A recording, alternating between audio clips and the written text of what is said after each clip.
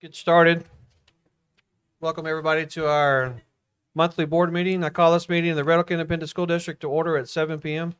Let the record show that a quorum of board members is present, that this meeting has been duly called, and that notice of the meeting has been posted in accordance with the Texas Open Meeting Act, Texas Government Code, Chapter 551. All board members are present with the exception of Dr. Joy Shaw and Mr. Brian Sebring. Mr. Knight, would you lead us in invocation, please? Well, Heavenly Father, we just come before you tonight, Father, as a board, but Father, also as a group of people, individuals, Father, that we can all come together and talk about our children and what's best for our children, what's best for this district, what's best for our teachers, our staff, everyone involved. Father, just give us that wisdom, give us that knowledge, Father, that we can do what's best for this district, that we can show who we are, Father. You know, give us the understanding. Father, we thank you for being with us. Thank you for hearing us. And thank you for blessing us. Lord Jesus, amen. Amen. We invite you to stand with us as Ms. Story leads us through the pledges.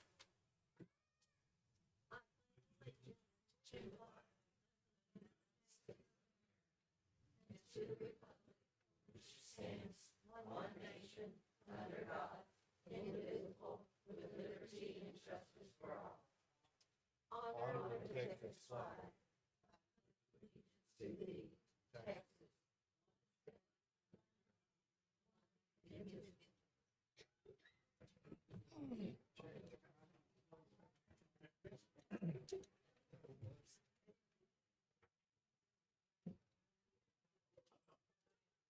Okay, we're going to move into our recognitions. I'll turn it over to Ms. Sanford. Hey, first of all, let me tell you, it's wonderful looking out there and seeing so many students and parents and community members. We're excited for people to be able to come back to our meeting. So wonderful seeing a full group out here tonight. For the 2021 school year, Red Oak ISD has partnered with area businesses to recognize our outstanding students at each campus. Top Hawk celebrates those students who rise to the top. Each grading period, campuses select Top Hawks, one boy and one girl from the entire school based on the 4 talons of the Hawk: academic readiness, prepared, grit, character, and service. These students often exemplify many of the 4 talons, or they might have done a superior job in one. Each elementary school winner will receive a $25 gift card, and each middle school and high school winner will receive a $50 gift card. The sponsors for this school year are Baylor Scott and White and Waxahachie, Linebarger, Goggin, Blair, and Sampson, Carbon Aerospace, and Chick-fil-A Red Oak. Students were announced last week on social media posts, and we will share photos from tonight's meeting on our web, Facebook, and Twitter, Comdesk, and with local media. At this time, we're going to welcome President Will Turner of Baylor Scott and White in Waxahachie.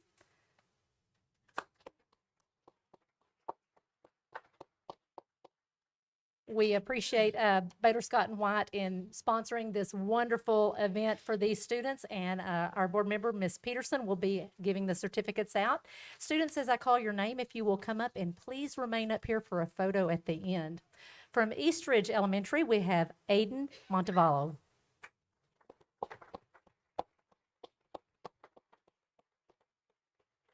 Second grade. And from Eastridge Elementary, 3rd grade, we have Kenzie Land.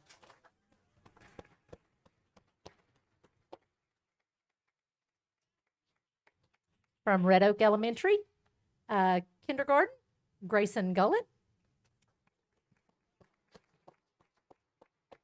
And 5th grade, Araya Johnson.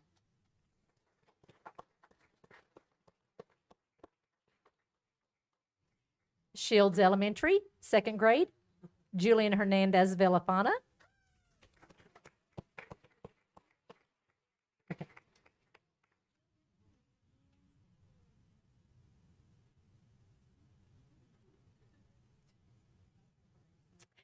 And 1st grade, Iritza Perez.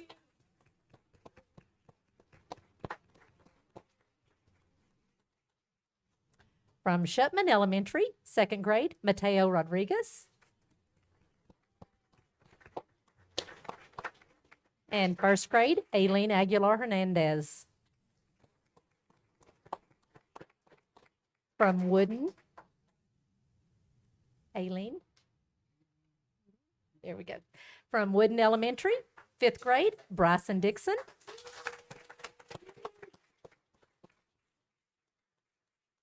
And Mariah Pasodas. Mariah, hold up your fingers. What grade are you? I did not have that. Mariah, what grade are you in? 2nd grade, 2nd grade. And from Red Oak Middle School, oh, you want to get this picture first before we? Okay, let's go ahead and get the elementary. Big round of applause again for these wonderful elementary students.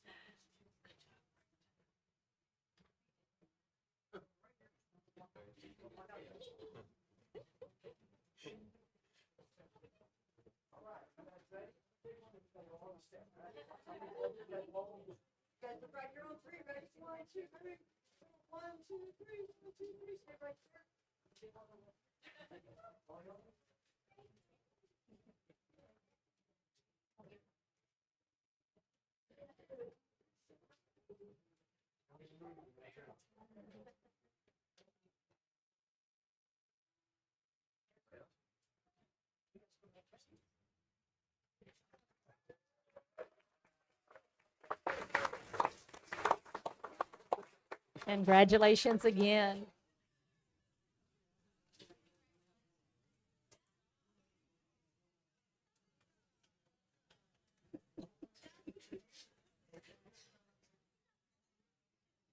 Okay, we're going to move on to our middle school recipients. We have 8th grade, Joshua Manta.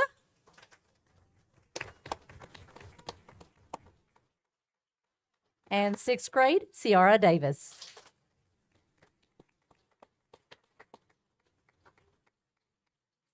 And from Red Oak High School, senior Matthew Quinn. And senior Dominique Barnes.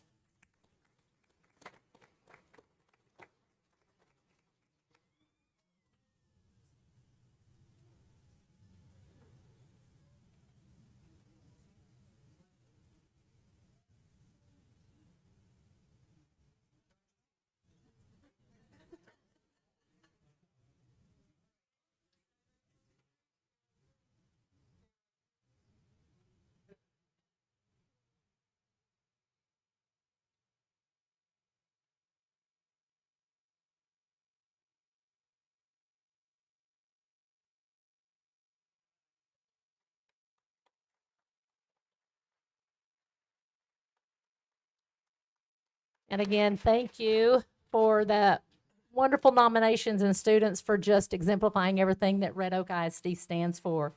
We also have Baylor Scott and White that is also partnered with us, and they are doing the Hawk Staff Spotlight. This is for our bus drivers and office staff, principals, custodians, teachers, and more. Our Hawk Nation consists of the very best of the best, and every day our staff goes beyond and above on everything.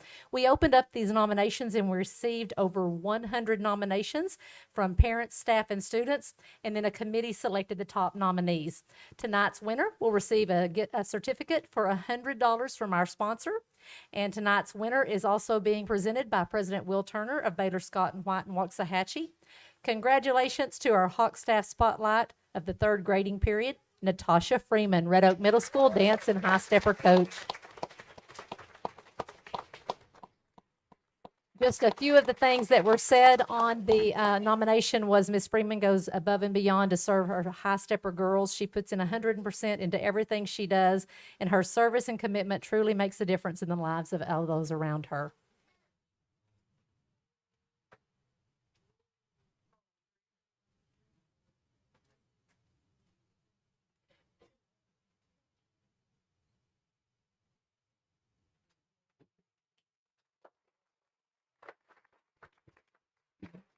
Thank you again. We have another recognition that we are going to do. I'm going to come down there to do it, and if I can get everyone to stay until we do that recognition, and then those of you that need to leave can go ahead and go.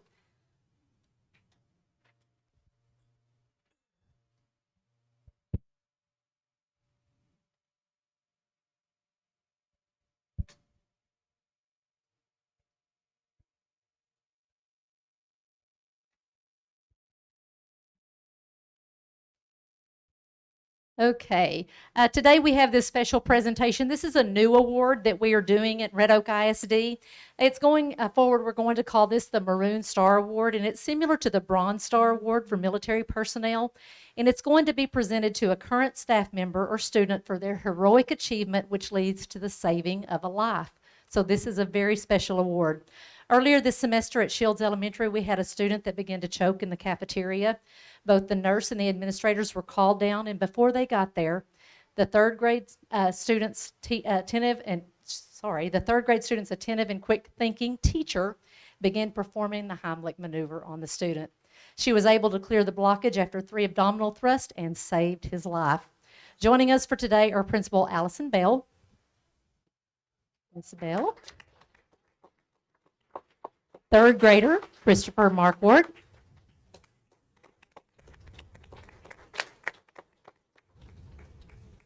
And our Maroon Star Award goes to teacher Christy Finley.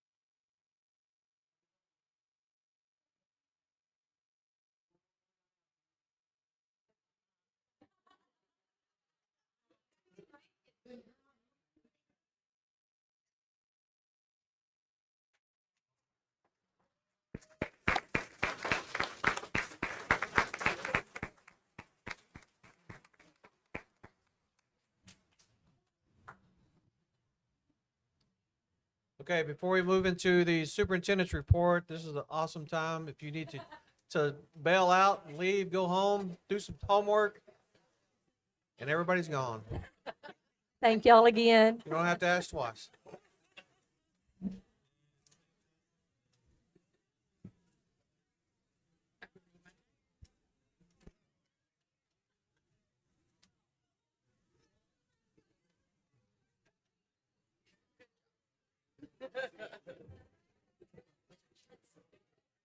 Mr. and Mrs. Chancellor there. Why don't you recognize them?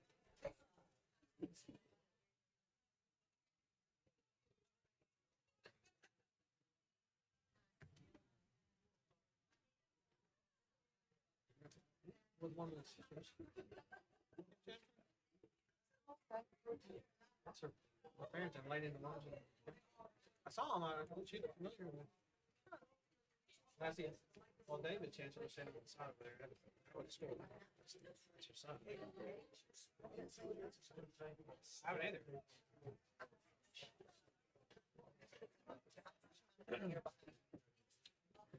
She was in that ballpark. Yeah, I know who she was. Is. The way back ballpark.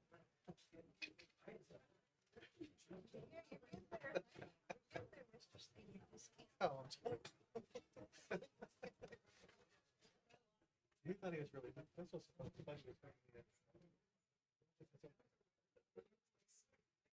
It's wonderful.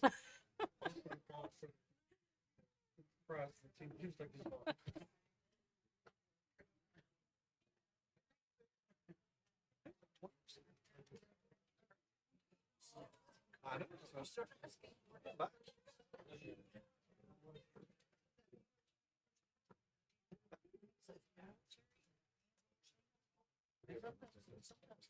Okay, on superintendent's report, we're going to start with our curriculum update from Melissa Shulak, Executive Director of CNI.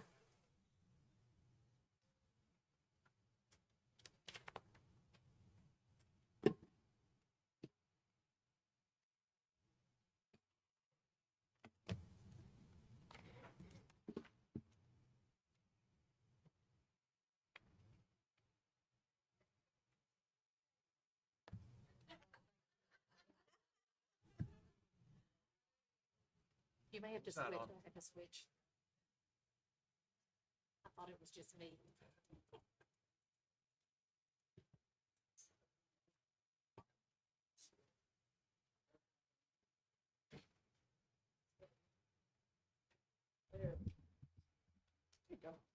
Thank you. Good evening. We took a little break from our curriculum and instruction insights for a couple months because we had some heavy agenda topics. So we're going to jump back in tonight. And tonight we will be talking about assessment. And if you'll recall back in the fall, Lynn Dockery talked to you about our new assessment system. This is going to be more of a 30,000-foot view, not so specific to STAR and EOC.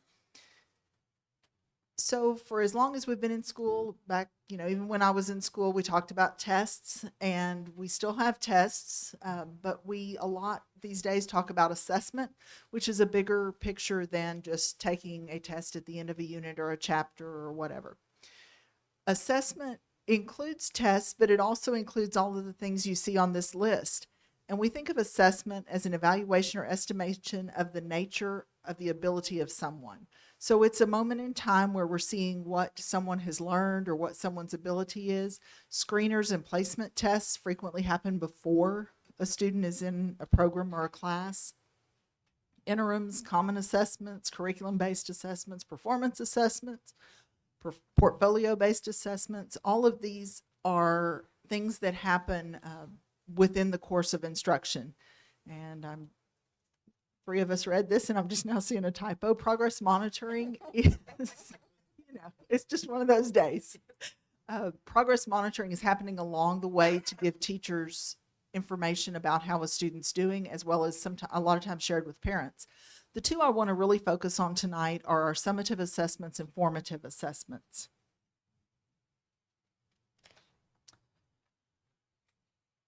Just to kind of take all these off the table from what we're talking about, these are those big tests that you've probably been familiar with since you were in school. Some of them like ACT and SAT and things like that, but these are all falling into the summative category. It's a cumulative measure of what a student has learned. And we do continue to provide academic support for students in both preparing for and remediating performance on those tests that you just saw when it's appropriate to remediate. So there are a lot of opportunities there, from tutoring with the classroom teacher or tutoring with a tutor in a specific time, to the accelerated instruction that we're required to offer now, to test preparation classes and programs, and then online and virtual tools for remediating or for preparing initially. I said we were going to focus on summative and formative. Summative is at the end of the course, whether that be the end of an entire course, the end of a unit, the end of a semester.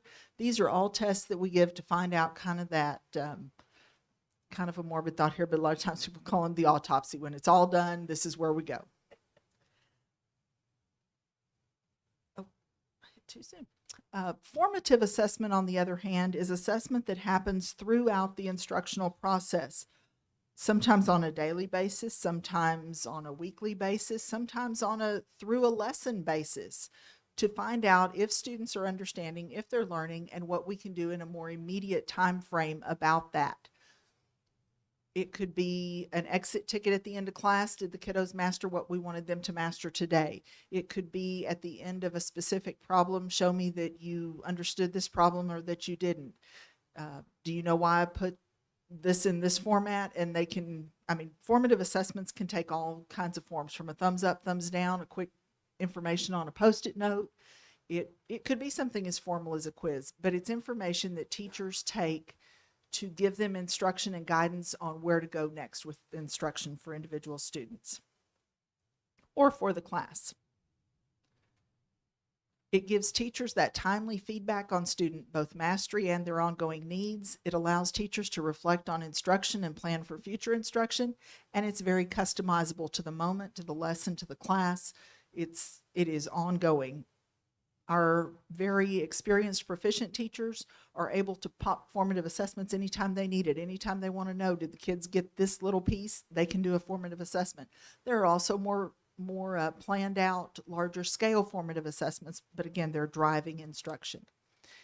The reason I spent this brief time talking to you about that is that formative assessment will be a focus of both the curriculum department and our campus administrators moving forward into next year. It's the next logical step to our Texas instructional leadership process with our campuses. We did the lesson alignment piece this year and will focus heavily on the formative assessment for next year. We have 2 cohorts. The first cohort is middle school, high school, and ROE, and they did the LAFA training back in August, I think. Losing track of time here, July, August, somewhere in there. And then our second group went through this spring, and they are implementing it on their campus according to their needs and on their time frame. Then we also had a group of teachers, about 15 to 20 teachers, who have volunteered this semester to be part of our progressive monitoring pilot group. They're doing some things with that in their classrooms to kind of test it out in Red Oak and just get some people experienced with it, so they can, as we roll it out to more teachers, they'll be able to speak from firsthand experience. This was a volunteer group that did that. So as we move into next year, we will continue to work with the lesson alignment and formative assessment process, really digging into its role in the instructional cycle and really taking on that aggressive monitoring and more information on formative assessment to help teachers be more comfortable with that and to better use that information as they plan for instruction moving forward. They will receive ongoing support from instructional coaches through their PLCs and from the curriculum and instruction department. And we will continue that work beyond 2023. We just don't know what it looks like yet because we don't know exactly how far we're going to get this year. We're going to base that on the needs as we continue to move forward. Any questions?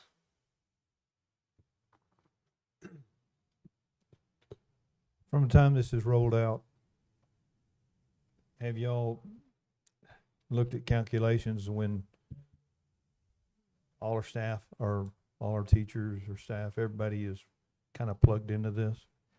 So that's a great question. Because Texas Instructional Leadership really does charge a campus team of the principal, assistant principal, and instructional coaches with rolling it out at their campus, we really leave it up to each campus to know when and how they need to move forward with that. We provide the support for them and any additional training they may need, but we really leave it up to each campus to set their own pace.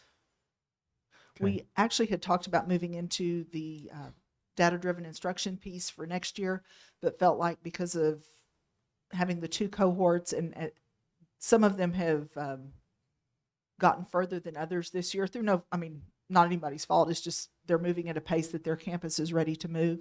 So we actually are going to spend another at least half the next year, maybe a little more, with the formative assessment piece to make sure we're solid there before we move on to the next piece. We want everybody to go together rather than racing and leaving somebody behind. That's kind of was my thought process. Is everybody going to be walking together hand in hand with this, or somebody's going to get left behind? We will walk as closely together as we can. That may mean that sometimes we have to pull somebody with us, but we will do our best to make sure that we're ready for this together. Okay, thank you. Thank you all. Thank you. Thank you. And Ms. Becky Waller, our curriculum coordinator, pre-K update.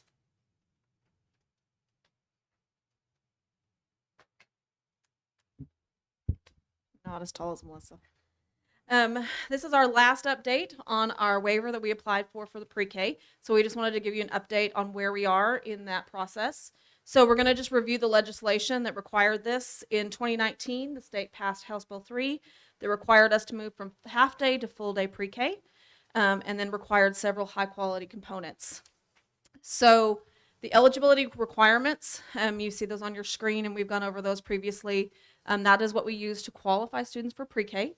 And so we've continued to use those qualifications. And so when they enroll, they fill out the regular registration, and then we go through these qualifying factors to decide whether or not they qualify for pre-K. And those are put out by the state. The additional components we have is that our teachers in pre-K have additional certifications. So they have early childhood. They also have special education certifications. We follow the pre-K guidelines, and then we have brand new curriculum this year. It's Benchmark. We're very excited about it. We've had a really good rollout this year. We do very extensive monitoring that goes to the state. It requires a family engagement. We're, of course, looking forward to next year getting to start the year with parents being able to be more involved. So we're really excited about that. And then it also requires a class size of 1 to 11. So we have 1 teacher and 1 paraprofessional in every classroom for 22 students to a maximum per classroom. So our program for 21-22, this year we currently have, what we were required to do was to add additional sections every year for our waiver. So at Eastridge, we currently have 1 full day section, and that is all their capacity allows. Red Oak Elementary has 2 full day sections currently. Shields has 1 full day, 1 half day. Shutman has 2 full day, 1 being regular and 1 being a dual language. And then Wooden is the same. They have a regular and a dual language at their campus as well. And then we have 4 ECSE classrooms, and those are for children who qualify based on special education. And we do have some students that qualify for both programs. So some of them do a half day in one program and half a day in the other program. So for the preparations, we were required to apply for a waiver. We looked for other partnerships and we did all of that. We applied for the waiver based on the need for additional classrooms to be created. We didn't have enough classrooms to move to full day. And so we added additional classrooms every year until we could go to full implementation. And so that's what we have done for the last 3 years. So we are at the end of that currently. And so the plan for next year is everything is the same on the screen except for that blue half-day section that you see is going to be converted to a full-day section next year. And then pre-K numbers are kind of hard to predict because you don't have previous year's data to go off. So we're going to start with that. Once we fill up those sections, we have additional locations kind of pinpointed for when we need to add. So if they qualify, we will continue to have places for them. We have continued to qualify all year this year. It's every week we've had students come. So that's our plan for next year, and then we will be in full implementation based on the requirements of the waiver. Okay, any questions? Enough classrooms? We have enough classrooms. Yes, ma'am. We have, we think we're pretty secure with the numbers of where we have. We've got 2 classrooms on the west side kind of allocated and then 1 on the east side allocated. We have pretty full classrooms right now, so we're pretty secure. We're going to need some additional classrooms when we go full day. It's half day is prohibitive for a lot of families. So once they find out our fulls are at capacity, then we've had several drop out. So we think a lot will come next year. If you have to add a class, how hard is it to find a teacher to staff it? Well, we have a few kindergarten teachers right now that are working on because you have to have additional certification. So we do have some kindergarten teachers that are interested that have gone to get SPED certified and also get their EC. So that'll be up to the principals to decide if they want to move those individuals. I know some of them have already decided maybe that would be easier to find a different teacher, but we're going to open up registration in April and do a first come first serve on those locations. Really what the first, if you're at Eastridge, there's only 22 slots. So once it's full, you go. So parents want to stay at their home campus. So we hope that that'll bring enrollment earlier than later so we can make faster decisions.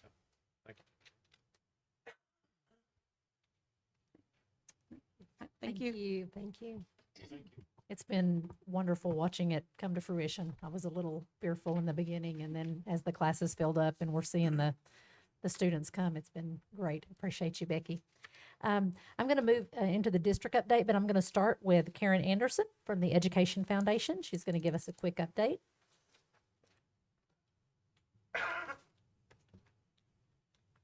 Good evening. Good evening. Melissa and I did not plan to use the same slide background, but great minds think alike, right?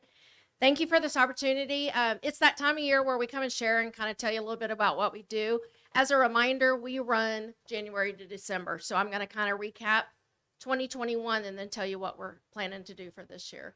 So you'll see our accomplishments that we did for 2021, all of our activities and events. Of course, this is not the entire list.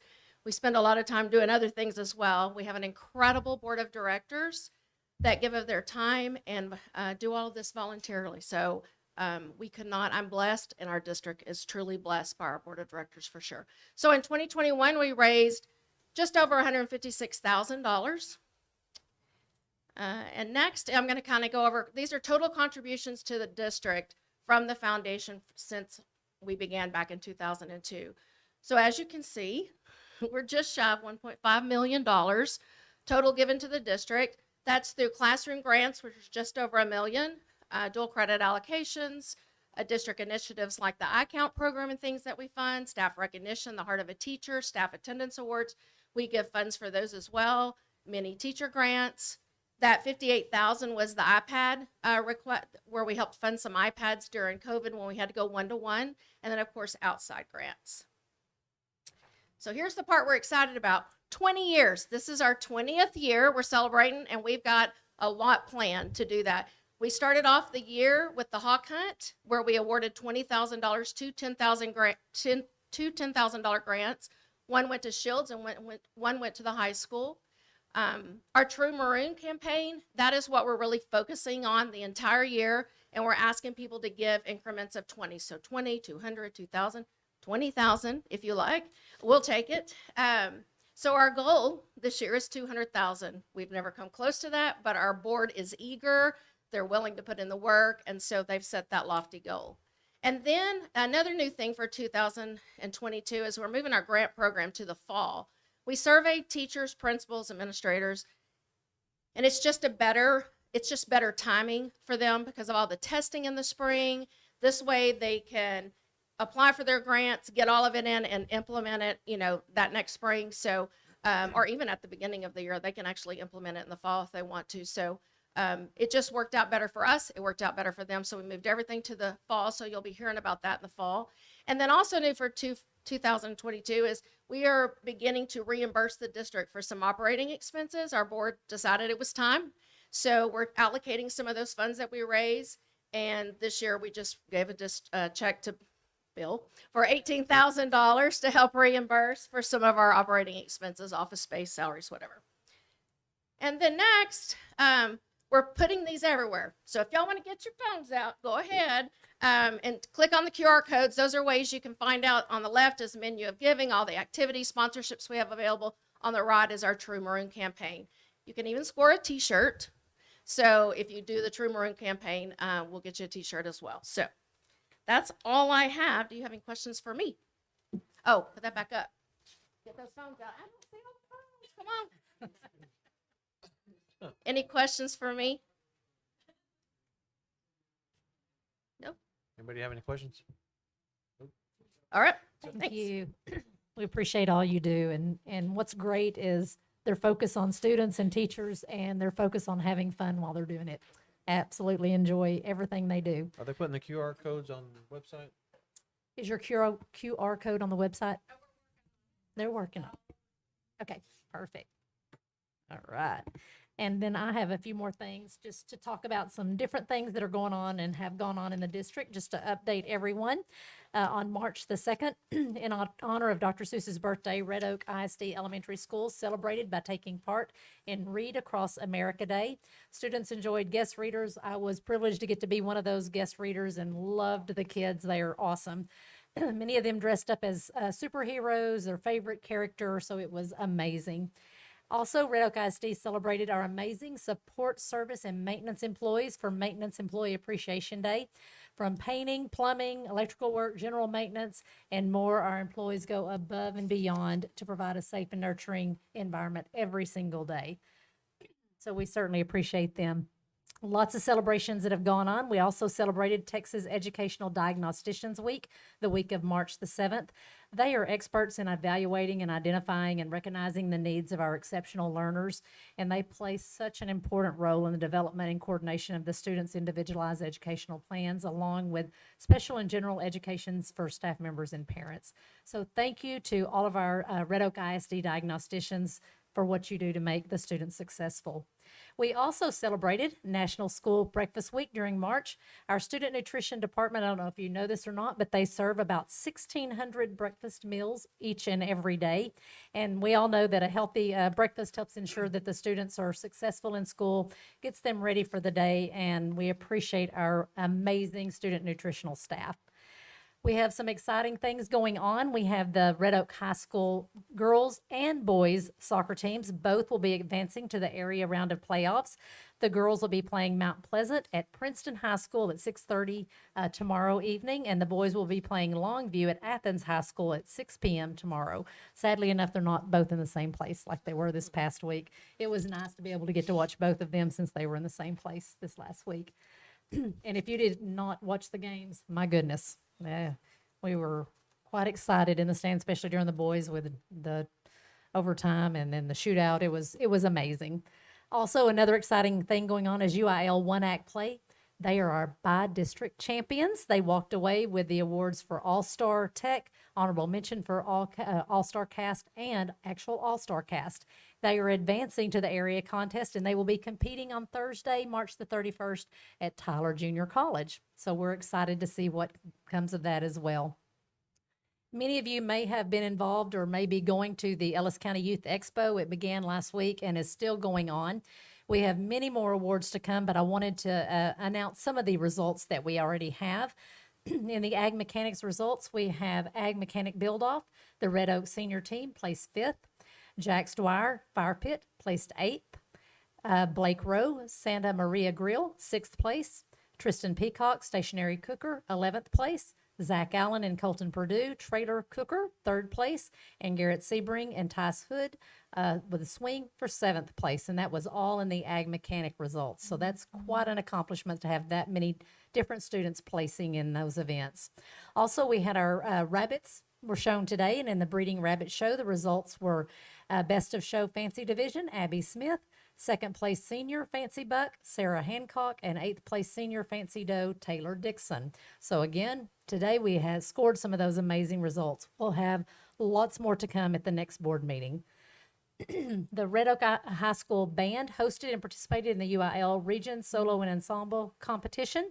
They had 22 students advance to the UIL State Solo and Ensemble contest, which will be held in May in Austin. This is exciting as well. Red Oak High School robotics team. This past weekend, they competed in the first in Texas Irving competition.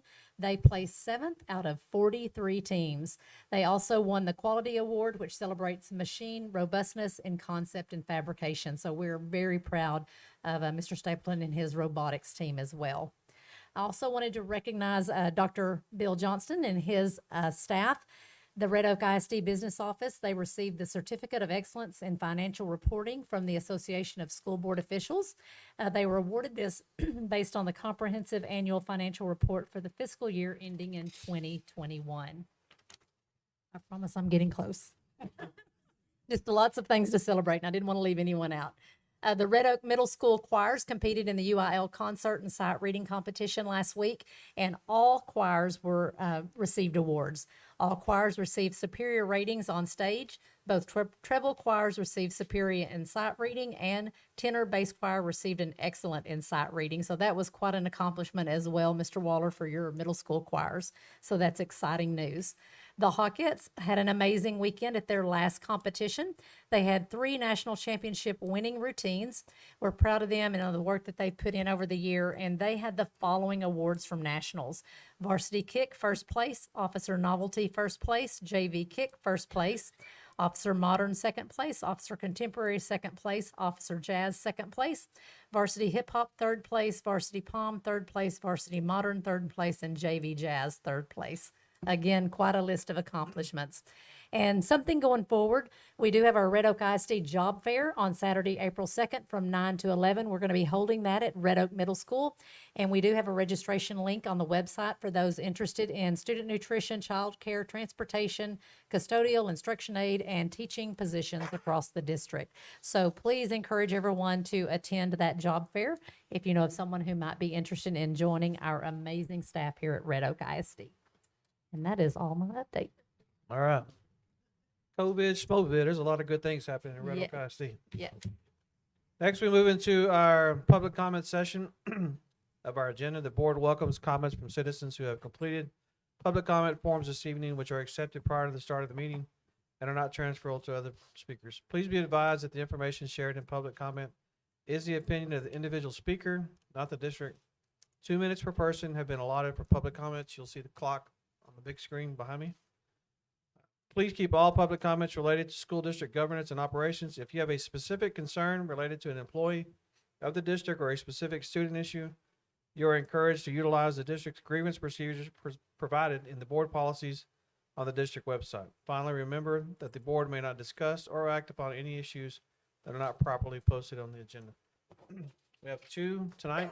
When I call your name, if you will step to the podium, you state your name and your address for record. And then once you get through that part, we'll start your 2 minutes and say whatever you would like to say. We'll start with Chelsea Brantley.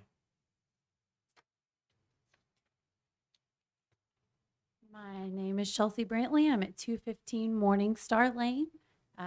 We are parents of 5 students in the district, and I'm here tonight to encourage votes for the bond and reminder to register to vote by April 7th. Early voting starts on April 25th through May 3rd, and election day is May 7th. We have 2 forms of communication. If you would go like the yes, number 4, yes for ROISD bonds page, as well as we have a Facebook group, Red Oak Here, Hawks Expanding Resources for Everyone. We would love for you to join. Encourage you to vote yes. And if anybody needs a yard sign, I have a carload full outside. Thank you. Thank you. Next, we have Kevin Lee.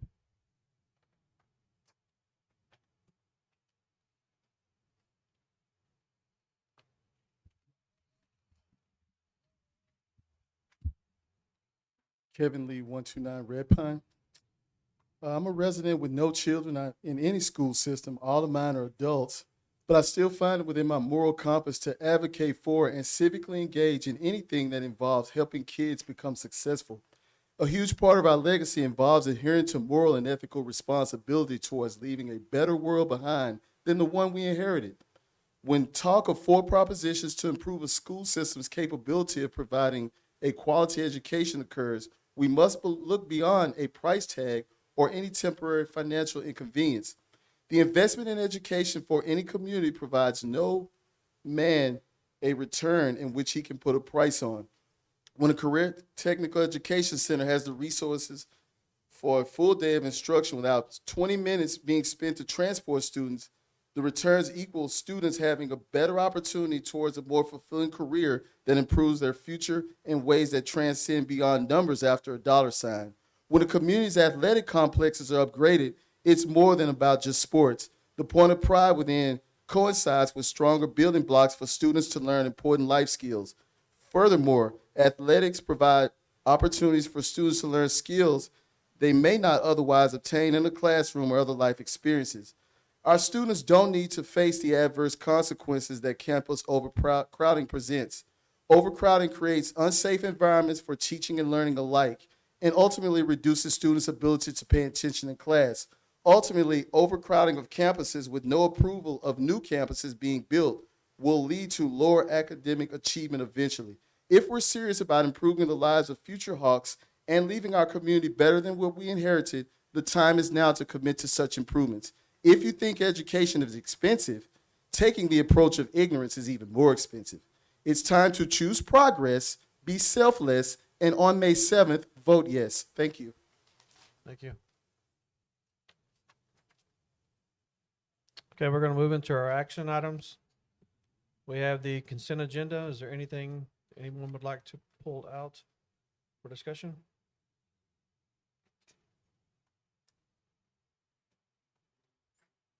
Do we have a motion? I move to approve the consent agenda as presented. Second. We have a motion by Ms. Peterson, a second by Ms. Porter. All in favor say aye. Aye. Any opposed, same sign. Passes 5-0.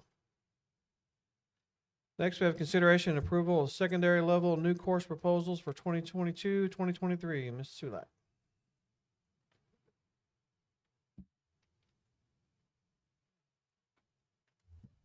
Good evening. I'm not Miss Sulak, but hopefully I'll be able to address any questions.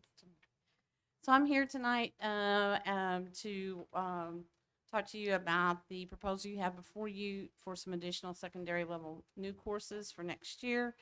One reason that this is being required is after my presentation in the fall, the state board finally released an update on TEKS for physical education, and in that update, they have changed names of courses. Additionally, Red Oak Middle School is in need of an additional local elective option to provide their students some additional enrichment learning opportunities. So the physical implications are listed there, and the administration does recommend that the board would approve the new course proposals as presented to be in compliance with local and state policies. I will address any questions you have. Could you identify the new courses by name and publisher? Sure. Well, the new courses are, they're named by the state board, so it was their work group that gave the name. So I don't have it's not a publisher. It's just a new name for a course to offer. So what they have done at the high school level for physical education is create 3 categories of physical education courses. And they've called one category Lifetime Fitness and Wellness Pursuits. What we are reading is that will take the place of Foundations of Personal Fitness and any other related physical fitness course that we offer. The second grouping is called Lifetime Recreation and Outdoor Pursuits, and that will replace things like adventure outdoor education and anything else we might have, like archery or, things like that. And the third one is skill-based lifetime activities. And that is a broad category that is going to replace the various athletic pursuits we offer, such as aerobic dance, football, basketball, baseball. Don't quite have all the direction from TEA on how they're going to navigate that, but we are under the impression that they will definitely be assigning new PEMS codes and things like that, and so we need to update in order to be in compliance for those issues as well. So we update before we have the information. Well, these are in effect beginning in 22-23, and so unfortunately they don't always release all the complete information at the time we'd like to be able to present everything. So they are still making updates and still doing some changes, and so hopefully those will all be released June, July. That's the hope at this point. So is there any expense to this? Well, if there are additional textbooks or classroom supplies, they would be, of course, funded through the IMA funds or department and campus budgets. We'd have to sit down and look at what the needs are there. And for the middle school, that class would be funded by the campus budget.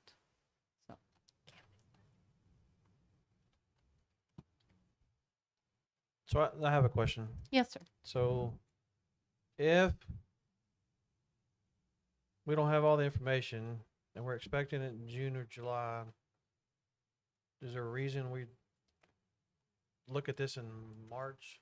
I mean, what's the reason we're getting it now and not waiting for the complete update, I guess? Well, it's kind of like when I did the presentation for some of the things in the fall too. We don't necessarily get all the information released at the right time. They go back and retweak things. They do another 30-day voice option for teachers and things like that. What we're not sure of here is exactly which of the courses, such as personal fitness and so on and so forth, are they going to slide into that category? Which are they going to slide into the activities category? So that information and how they're going to change that, we don't know yet. So what we know is that they've changed how they want them to be recognized as physical fitness activities. So are these courses that every district is having to adopt? Yes, they are actually changing the names. If you'll notice, like it's replacing athletic pursuits. It's Right. replacing adventure outdoor education. They're actually just changing the names and replacing them. So the PEMS codes will change. Probably so. So, yes. And we're not sure how they're going to there is a possibility that they could come back even after they've done this and say, oh, now we've decided we're going to move this under this one. So that's why we aren't asking for anything to be deleted yet, because we don't know what is and isn't going to be included in that category. They may come back and say, okay, we're not going to even offer that course anymore. They're going to, like they did in prior years for CTE, where they took courses away. So they may decide to do that. We just don't have that information yet. Well, I'd like to make a motion that we table this until we know what we're reviewing or what's coming up and that's going to be June or July. It's possible. I mean, it could be sooner, but I'm just saying, for it to be in effect for 22, 23, I would hope we'd have more additional guidance by June. Yeah. I think we should know.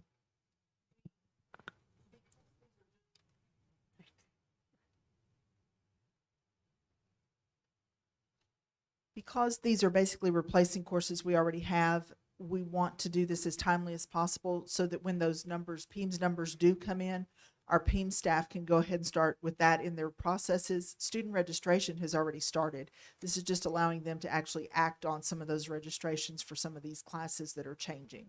It's not changing necessarily the content of the class, it's just giving it a different name, and it will have a different PEIMS number that our PEIMS staff, both on the campus and at the district level, need time to implement. So if we approve that now, then they have the opportunity to do that just as soon as that's all set number-wise. Well, here's the one issue that I have with it is, yeah, we're talking about adopting something that we don't know what's in the package. You know, we know we've got some changes of names, but are those packages gonna? So if they're be changing the modified. TEKS, then they're gonna have to go through a TEKS revision process where they have public hearings and all kinds of things. So Sorry, just make one quick correction. This is a part of the TEKS revision that has already happened for the physical education TEKS. And just as a part of that, they decided to do high school differently. Instead of just going in and changing just the TEKS themselves, they decided to group them together because they had too many. We just don't know, like I said, we just don't know which ones they're gonna group where exactly. And this is simply just a name change to fit into their future PEIMS information that they'll be sending us, so that we can have this accurate by the time we have to do snapshot day, let's say in October, for sure. I understand your interest in having the whole big picture. For our PEIMS folks, this is gonna make them scramble potentially, you know, if they get codes in, say they get codes on June 5th and y'all don't meet until June 20-something, you've taken a month of their time that they could be entering information for our kiddos. Now, I understand if you're not comfortable, then don't do it. But from everything we've seen, will allow them to do that in a timely manner. But, you know, you have to be comfortable with what you're voting on. You represent the district. Well, I think the problem is you're telling us on one hand it's a name change, and if it's just a name change, then if they register for whatever class they're called now, when it changes names, yeah, maybe the number changes, but it should be these kids are already registered for this class, so now they're in this number. Correct. Right, But ma'am. if it's not put in our catalog, in our electronic PEIMS catalog with the correct number, then they have to go in and make those changes. So if we could set them up now with the correct number as we move through the registration process, it just makes the PEIMS folks' lives a little easier. But I mean, it's not a make or break. It's just a suggestion, a recommendation that we feel the timeliness of it would be now. But if y'all are more comfortable waiting, then our PEIMS staff will certainly do what they need to do at whatever point they need to do it. Well, I'm going to stand with my motion to table this until we have had a chance to know what the final results are. What are we really offering? I second the motion. So we have a motion by Ms. Story to table the motion, to table the approval. We have a second by Mr. Knight. I'm sorry, I don't want to speak out of turn, but are we tabling just the name change for the high school, or are you tabling the whole proposal, which includes adding a course to the middle school for next year? I'm proposing we table it all until we know Okay. what we're looking at. We don't know what we're approving. Well, the new course at the middle school didn't have anything to do with the name changes for the PE at the high school. So I just wanted to clarify that. Sure.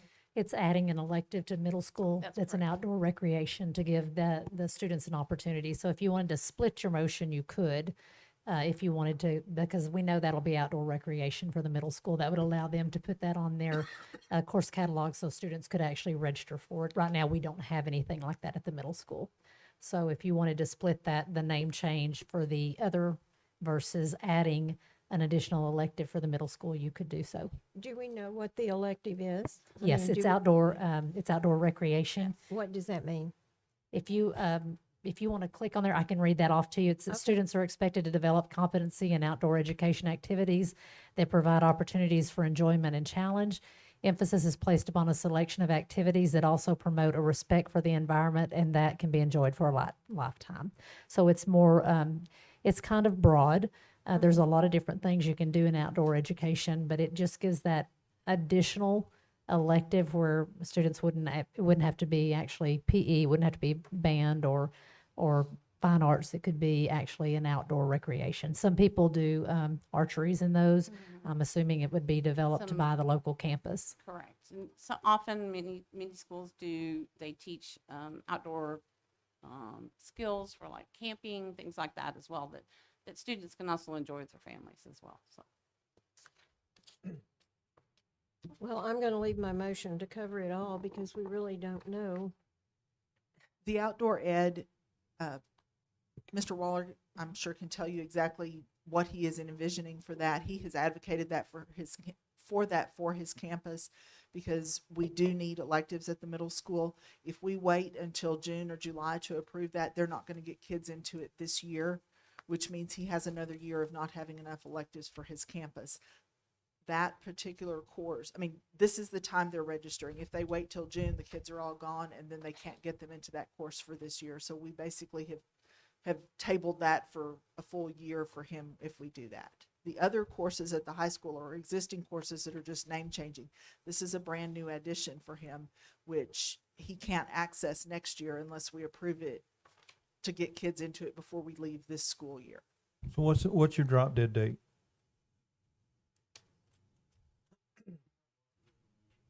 Oh, good. Come on. Sure. Sure. I believe they're starting registration in April. Tell us what you Is got. that correct Okay. as well? We've actually we normally already have our registration started by now, but we've been waiting on some of these courses, and so we're kind of waiting for this. So the outdoor education is put on by Outdoors for Tomorrow. It's through the Texas Wildlife, Parks and Wildlife. Slow down. Okay. Outdoors put on by who? Outdoors for Tomorrow's Foundation. Okay, all right. And actually, Ms. Story, I can leave this stuff with you if you like. I didn't bring enough for everybody, but I can make copies if you want. Sure. But I knew you might have some questions, and so I came with Absolutely. this. The curriculum is through the Texas Wildlife. Okay. The cost to start the whole program is $5,000, and that includes all the equipment. It also includes the curriculum. The curriculum is TEKS based. I brought a couple of lessons. They're just real quick with it. It's TEKS based. The topics right now, you can offer this class either as a semester or as a year-long class. Right now, we're looking at a semester. Let me tell you what. We have some kids that don't want to spend the rest of their life in technology. And so we've got to find some classes. I'm a big believer in the whole child. And so we've got to find some classes that I call, for lack of a better term, we have to marry with some of our half classes. Like some of our robotics classes are half a year. Some of our computer science, photography, but we don't have another class to go with it. And this was part of our goal with this, that we'd offer it for a semester. And as the program grows, if we need to, we could offer it for a year. Some of the things that we can offer through this is they do like challenge course. The kids can actually get their hunter education and get their hunter certificate. There's an angler or fishing. There's archery. There's camping. Dutch ovens come with what the equipment that we order. Orienteering, boater education, survival skills course, CPR. Probably not for us, but ice fishing if we got crazy. Wildlife That's a big conservation. field trip. I mean, yes, ma'am. I don't think you guys would approve that field trip. It'd be kind of fun. Paddle boating, backpacking, those kind of things. And I'm just reading off everything they offer, but what you do is if it's a semester course, you kind of, like for them, their suggestion is, and we can build this the way they want, but their suggestion is if we do a semester, we do the challenge course, hunter education, angler education, archery, camping, cooking, survival skills, and CPR and first aid. So that's where we would start. Do you have the curriculum for those items now? I have sample lessons. I have to, you guys have to approve it for me to, before I can buy it. But they sent me, as I was researching this, they sent me like just kind of like a An overview. overview of the lesson and that kind of thing. And the $5,000 buys what? It,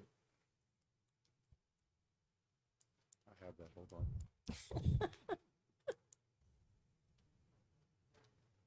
I had it semi-organized, sorry. It's okay. It basically gives us, the curriculum comes with it, and then the curriculum by itself, I think it's 1,000. But when you buy everything, it comes in. I could spend a little less and get like smaller, but if we're going to big, I went ahead and just bought everything. It gives our fishing, survival skills, and oriented package, which means you get backyard bass, so the kids can actually practice fishing either in the parking lot or wherever area we have. You get 2 waterproof match containers. I mean, I can give this to you. There's a lot. I don't know if you want me to read everything, but it comes with all the equipment. Archery, it gives us like 16 sets of bows and arrows or archery things. It gives us 2 6-quart Dutch ovens and 2 8-quart Dutch ovens. It gives us the Dutch oven lid lifter, 2 charcoal chimneys, and cooking gloves. And it also gives us 12 spin cast rods and reels. So that kind of gives you an overview. That's not everything, but that gives you an overview of everything we're going to teach comes with it. Would it be possible that, we've heard, but would it be possible that they present like a PowerPoint on that or something next time so we can actually see what we just heard? When are you doing your registration? As soon We as could we do, get I mean, to- we could probably do, if y'all wanted to meet again, maybe next week, where we could put that together What- and call I mean, another meeting. You've heard what he said. What is it you need to see on the screen? What it is? Fishing pole, Dutch ovens, what? Yeah, I'd like to see the list in writing. Okay, so you standing by your motion? I'm standing by my Okay. motion. I'm rescinding my second. Okay. Due the fact that I think it needs to be split. Okay. Okay, hold on. It's going to get confusing. So you're sticking with your original motion? Yeah, y'all can vote on that. No, not yet. So I make a motion to amend your motion to include, to allow the middle school course to be added, but table the high school PE courses until we get more information on that. Second. So a motion by Mr. Anderson, To amend. a second by Ms. Peterson. So we need a vote on this amendment. If this amendment fails, then it rolls to your original motion. So your amendment is To that we allow the middle school accept. to add their one course. And then, but table the high school PE courses until we get more information. Okay. All right, any questions? It gets confusing when we do all this. All right, so we have a motion to approve the middle school edition with the second, with a tabling of the high school PE courses. Second by Ms. Peterson. All in favor, say aye. Aye. Any opposed, same sign? All right. That passes 5-0. So your middle school course passes, and we'll table the other until we get more details and Okay. whatnot. Thank you. Thank you.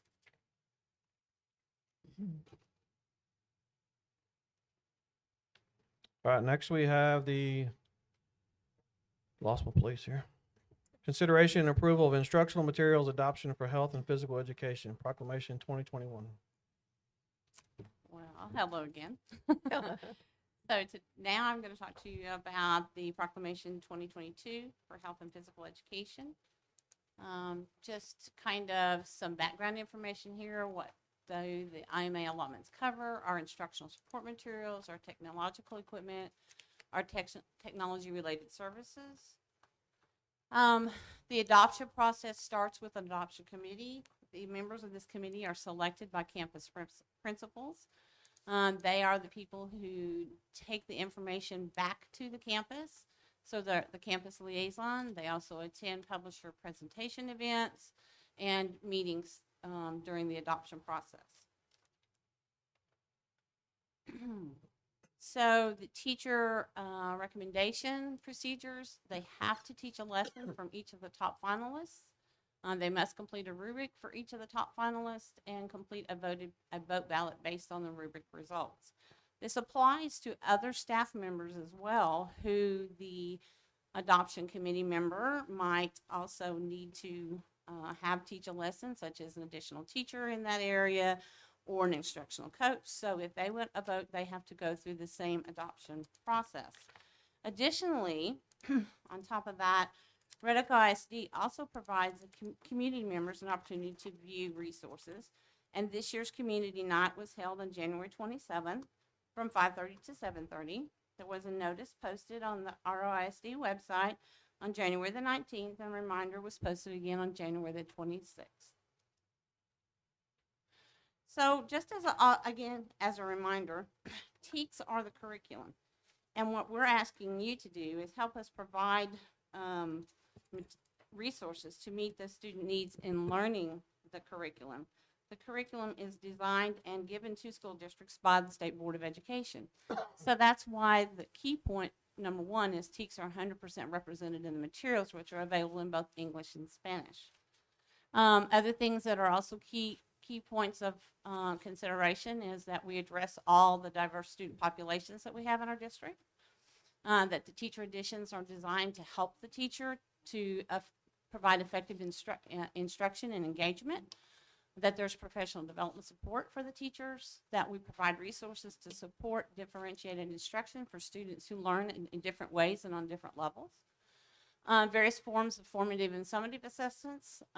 Instructional materials also provide standards to address all our students, whether they are ELL, GT, at risk, or have special needs, and a variety of digital resources for interactive lessons. The next slide shows the financial implications we have had since 2014 and what we have spent so far. And this year's adoption, I want to go back just a minute, sorry. So you'll notice our last IMA allotment for 2019 through 2021 was well over $1 million.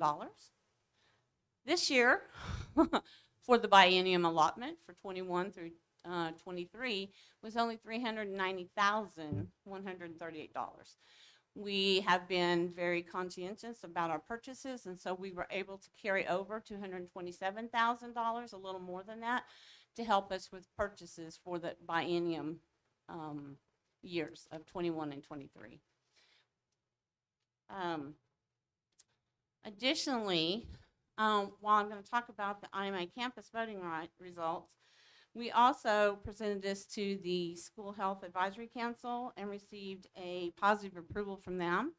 We had 8 who voted for, 3 who voted against, and we had 1 who did not vote at all. So on the campus voting results, as you see here, their first choice for health and PE at the elementary level was Quaver. That was about the only choice elementary had, to be honest with you. So at the secondary level, they had a few more choices, and you can see here the voting there for the first choice for health instructional materials. Overall went to Goodhart-Wilcox for Texas Health Skills for high school and middle school. And then the one resource that we had for PE was also from Goodhart-Wilcox. So the recommended purchase that you have the recommendation for in front of you is for K through 5 health and physical education at $63,000. Grades 6 through 8 health at $124,899.60. 9 through 12 health, this is to adopt only, no purchase will be made at this time. However, if there was to be a change and we were to offer health again at the 9th through 12th grade years, then we would want to be able to purchase it at a much better rate so we can adopt it but not purchase. And then for 6 through 12 physical education at $3,992, the total spent based on a possible future adoption of health at the high school would be $224,902.70. However, you're actually going to spend for the this next school year $191,891.60.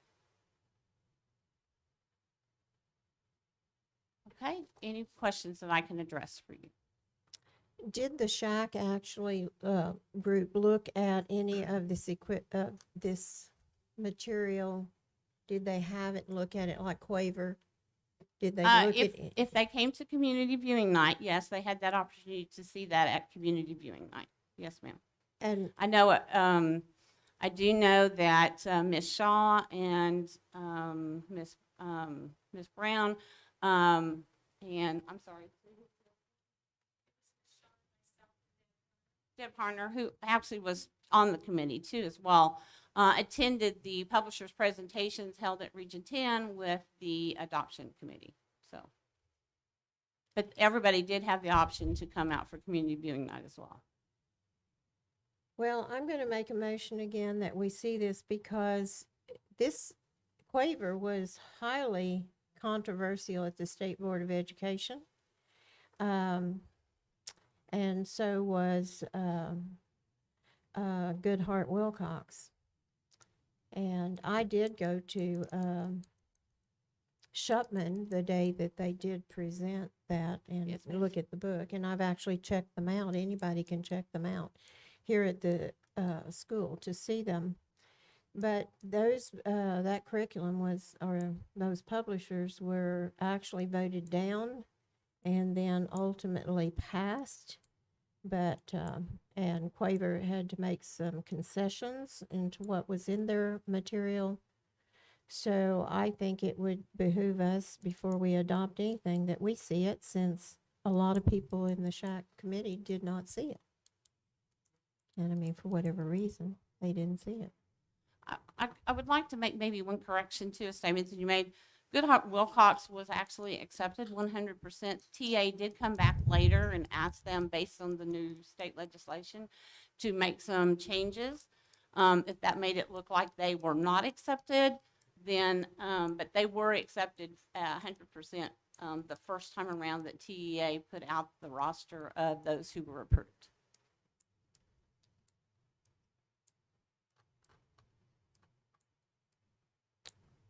Well, I'm not sure I agree with that, but we don't have to agree. So you went, what is your concern with it? You saw it, what's your concern? Some of the questions on the summary questions, but this was middle and high school that I saw, not, I didn't see the elementary one. I But- think Quaver was very questioned. Okay, but you say it's questioned, what's the concerns, what's the questions? Well, the state board didn't pass it to start with, and then they changed their mind. So they had great concerns, and the concerns were on Wednesday, they didn't pass it, and Quaver said we changed some things, and on Friday they passed it, so how do you know any of that happened? I was following state board through all of that. But, okay, so what are the concerns that state board had with Quaver? The materials included things that they didn't feel was appropriate. I'll read it to you just a minute. Let me find it, what the state board said.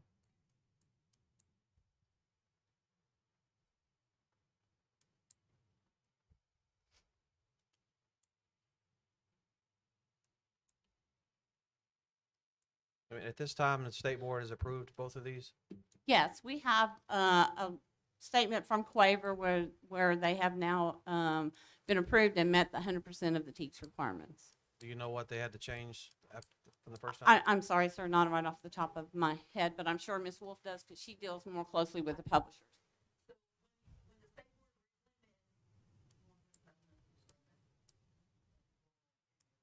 Didn't really think I was gonna talk, so I don't really look right. So when the state board originally meets to produce a book, they start a year and a half ago, and they send it out to publishers and they say, here's all the things we want you to cover. And then over the course of time, between people who teach that, between superintendents, between parents, and between the state board, they view all of this material. And it comes down to the end in November, and at that point, someone can say, well, I don't really like the way you did chapter 11, course 3, paragraph 5. Can you reword that? That's the reason why it can be done quickly in 2 days, because they're not asking for a total revision of a book or of a publisher's presentation. They're saying, I don't like the way you did this line or this wording or whatever. Like when we met with Goodhart Wilcox, One of the things that the board wanted them to change, the state board wanted them to change, was they wanted to change the word condom to the word, I don't use them, so I don't know what you call it. There you go. So, just, hey, country girl, honest right here. So they had to go back and say, no, you have to read the word condom in there, because what we're saying in this paragraph is this statement. And all of those things that fall under that word is not going to be covered under this word. So those were the kind of things that when they went back to the state said, check, got it, understand. And that's the reason why they can come and do it back. How can they do something on a Wednesday and do it on a Friday? Is because we're not asking for a whole 300-page book to be done. We're asking for maybe 10 things over the course of that whole book. They might have been things like, they didn't like, maybe you spelt the word, and I'm trying to think of one that, because I actually saw one when we did the book. Like the word received was in there, and they put the I, they didn't put the I before E after C. And yes. And so somebody said, that's a mistake. And so those are the kind of things that they went back and pulled. Okay. Both Quaver, we have in our office from Quaver and Goodhart Wilcox a letter stating that they are totally 100% TEKS approved from the state board. You asked me a question, and this is the thing on Quaver. They were required to remove social emotional learning components from its online system, and I assume they've done that. Some surveys with emojis, they were asked to change that, get rid of that survey. There were a number of things that they were asked to change. But they, So they've changed them, I don't they're know. approved, right? All of the problems that they had, they've now been changed. If they could give us a statement that said that that they have reached 100% of meeting the TEKS, then yes, they would be approved. Well, that's different than the questions. They've met the TEKS, but they have additional things that they were asked to remove that are not TEKS related. So we have had an opportunity for community members, parents Yes, to ma'am. see all this. Yes, ma'am. And tell me again, as far as the school district, I heard you say shacks, that some of that was yes. involved, and was there another committee involved? Just the textbook adoption committee. Okay, Mhm. so we've had several different. Several people look. opportunities for different people to see all the resources that we were considering. Yes. okay. Okay. All right. So we have a motion by Ms. Story. No, ma'am. We have a motion by Ms. Story. that we To need to table see it. Mhm. We have a second.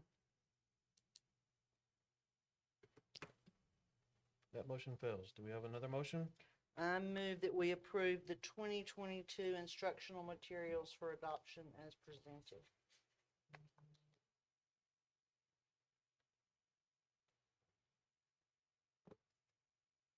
And the amount will be 190. 191, I'm sorry, let me look that up Yeah. again. I apologize that I did not add That's that to okay. that slide. That's okay.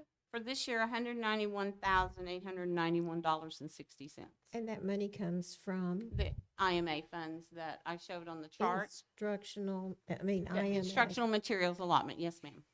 And that money is, Is what comes from the state okay. for us to use for such this purpose.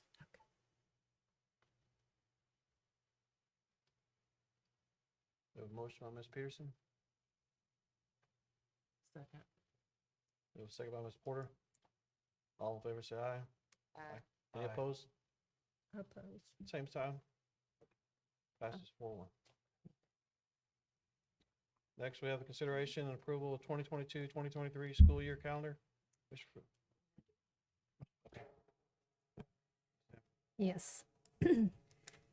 Just to give you a little background on the calendar, the 2022-2023 initial calendar draft was made available to staff, students, parents, and community members through our website, social media, and email for input.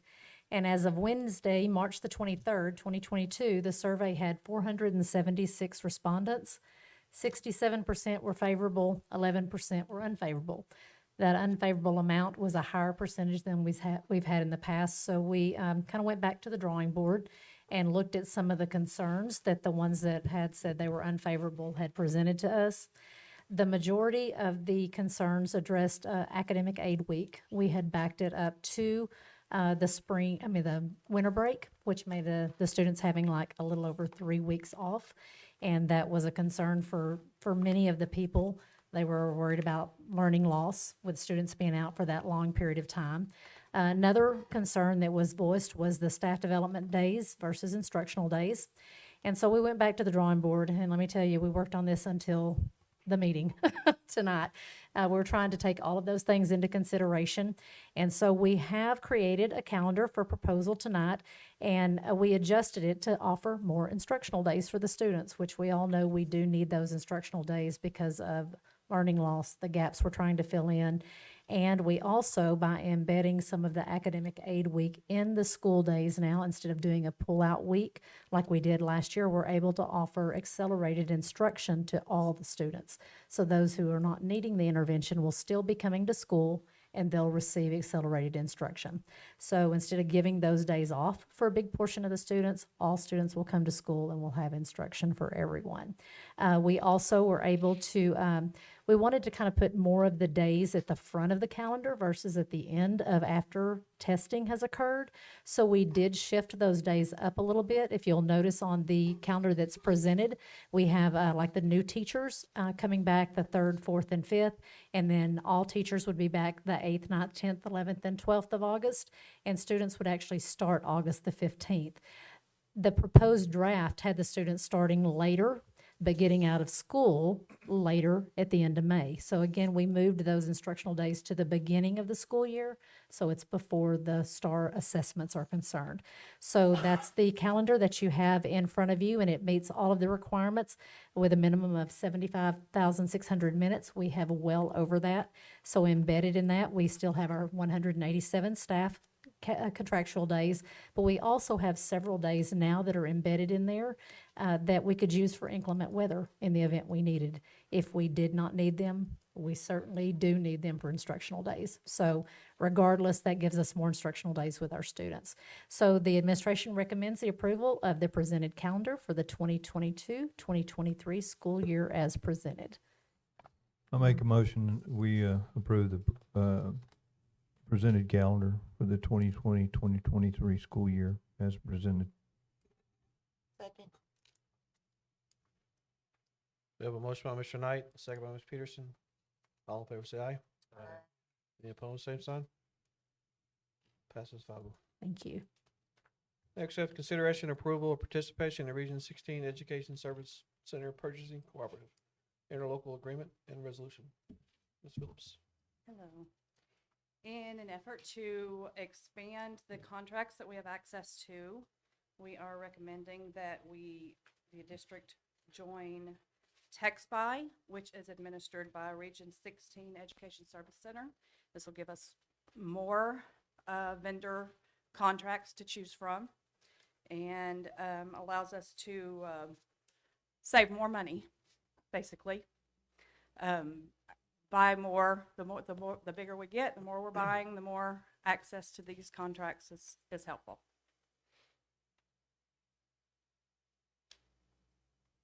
Do you have any questions? Do you have a motion? I move that we elect to join TextBuy, a cooperative purchasing program for goods and services, through the adoption of a board resolution authorizing the district to enter into an interlocal agreement with Region 16 Education Service Center. Second motion. We have a motion by Ms. Peterson, a second by Mr. Knight. All in favor say aye. Aye. Any opposed, same sign. Passes 5-0. Consideration. And while we're at it, One second. oh, go ahead. Consideration and approval of participation in Region 2 Education Service Center Purchasing Cooperative Interlocal Agreement and Resolution. Ms. Phillips. The same information for Goodbye, which is administered through Region 10 Education Service Center.